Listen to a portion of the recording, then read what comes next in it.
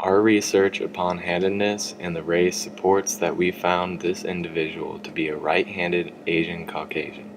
However, this conclusion cannot be exactly determined. Race merely based on the jaw can never be precisely as certain. But according to our research, we deduced that the race was most likely Asian Caucasian and right-handed.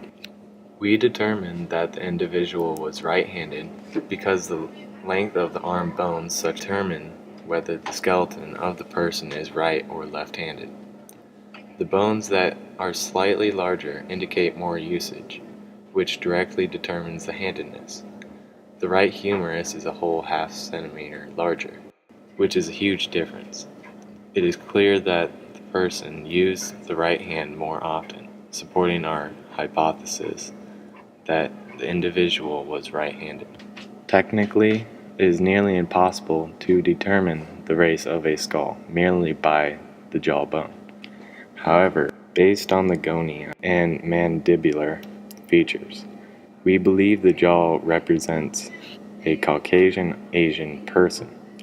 This is proven in a few ways. If the skull is viewed from behind, there is no notch or jagged edge on the ascending ramus, which is apparent in Caucasian individuals. When viewed laterally, it also supports European Caucasian descent. The jaw is not completely straight.